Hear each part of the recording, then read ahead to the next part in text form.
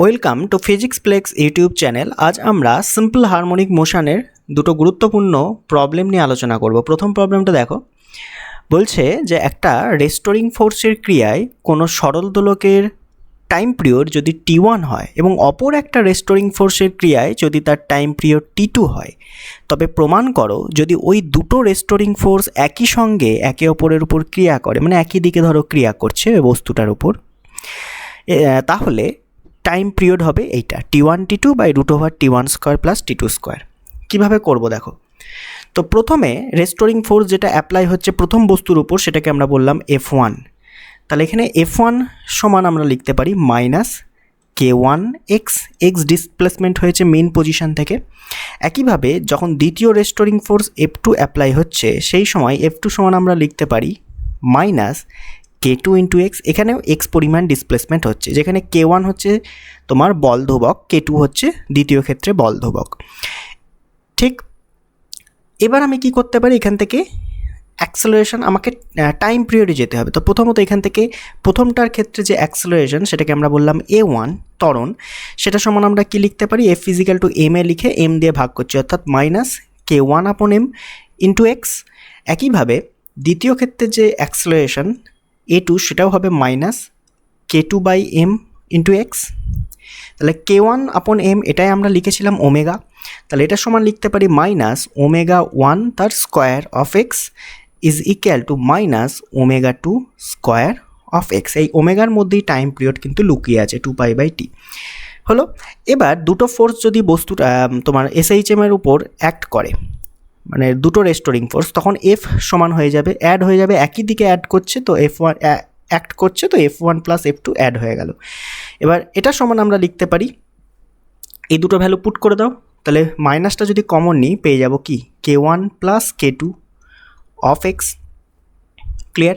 একইভাবে একসাথে অ্যাক্ট করার ফলে যে ত্বরণ তৈরি হবে m দিয়ে যদি ভাগ করি, minus of K1 plus K2 by m of x. এই পুরো টার্মটাকে আমি বলে দিতে পারি কি K1 by m minus K1 by এমটা কি ওমেগা 1 স্কোয়ার। তাহলে মাইনাসটা কমনই রাখলাম, ভেতরে হয়ে গেল ওমেগা 1 স্কোয়ার, আর K2 বাই এম এর জন্য আসবে ওমেগা 2 স্কোয়ার, এটা ইন্টু এক্স।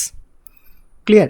তাহলে এখান থেকে এ সমান আমরা পেয়ে গেলাম মাইনাস ওমেগা স্কোয়ার এক্স, অর্থাৎ দুটো রেস্টোরিং ফোর্স একসাথে গিয়া করলে এটা পাচ্ছি, যেখানে ওমেগার ভ্যালু কি, মানে ওমেগা স্কোয়ার সমান কি পেয়েছি omega 1 square plus omega 2 square compare করে পেলাম। এটাকেও তোমাকে প্রমাণ করতে দিতে পারে। ঠিক, আমাকে দিয়েছে টাইম পিরিয়ডের প্রমাণ। তাহলে এবার ওমেগাকে আমি কি করব, টাইম পিরিয়ডের ফর্মে লিখে দেবো। ওমেগা হচ্ছে 2π/t, তাহলে এখান থেকে 2π আপন টি তার হোল স্কোয়ার, এটা সমান আমরা লিখব 2π আপন T1 তার হোল স্কোয়ার প্লাস 2π আপন T2 এর হোল স্কোয়ার। তাহলে এই 2π সব দিক থেকে কেটে যাবে, তাহলে পড়ে থাকবে 1 আপন T square is equal to 1 আপন T1 স্কোয়ার প্লাস 1 আপন T2 স্কোয়ার। ঠিক আছে, এলসিএম করে দাও। তাহলে এলসিএম করলে কি পাচ্ছি, পরের পাতায় লিখছি। তাহলে 1 আপন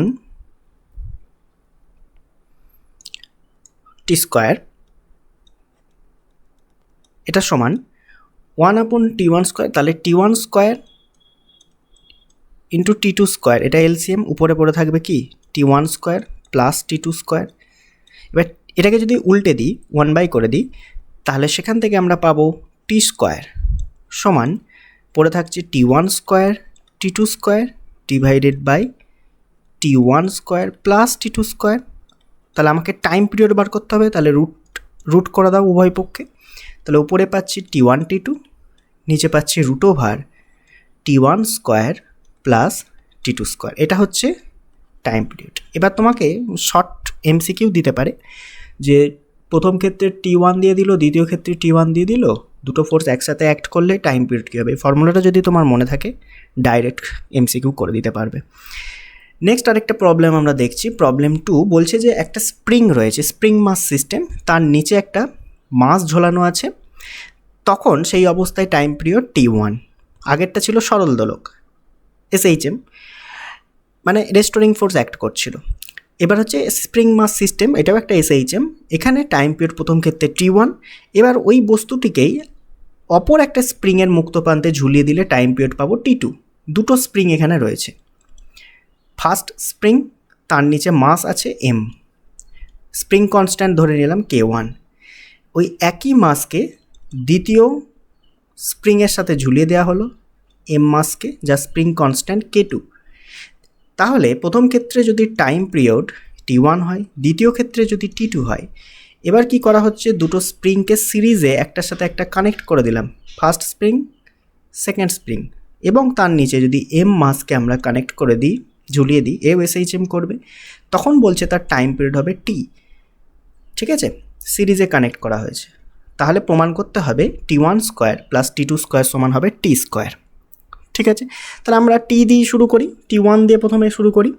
তো প্রথম ক্ষেত্রে টাইম পিরিয়ডের ফর্মুলা আমরা জানি, T1 সমান, যেহেতু স্প্রিং মাস সিস্টেম, 2π√m/k হয়, তো m/ এখানে K1।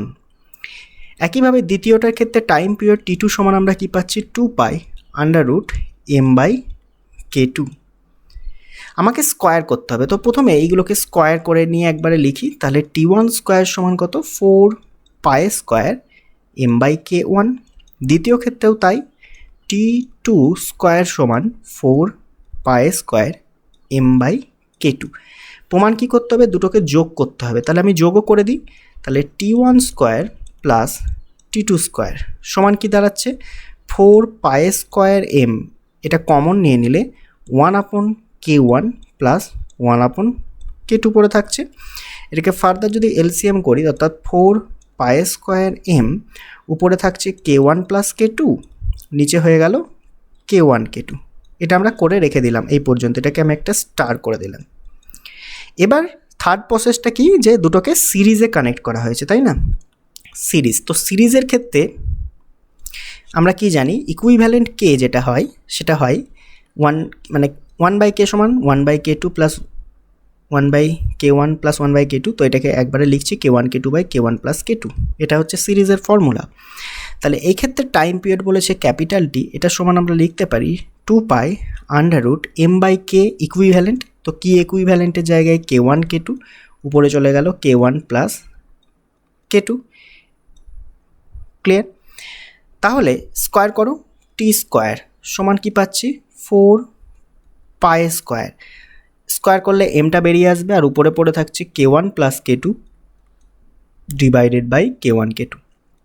এটাকে স্টার করে দিলাম। দেখো দুটো স্টার মার্ক করা চিহ্ন, মানে এই দুটো ইকুয়েশন দেখো সেম, প্রমাণ হলো। তাহলে আমরা বলতে পারি T স্কোয়ার সমান T1 square plus T2 square.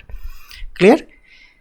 তো এই দুটো প্রবলেম করার ছিল। নেক্সট আমরা লেকচারে যেটা আলোচনা করব সেটা হচ্ছে 100টা সিম্পল হারমোনিক মোশনের এমসিকিউ, যেটা নিট এবং জেই লেভেলে তোমাদের সাহায্য করবে। কম্পিটিটিভ অ্যাপ্রোচ নিয়ে করা হবে, লেন্দি প্রসেসে করা হবে না। Thank you. নেক্সট লেকচারের জন্য তোমরা ওয়েট করো।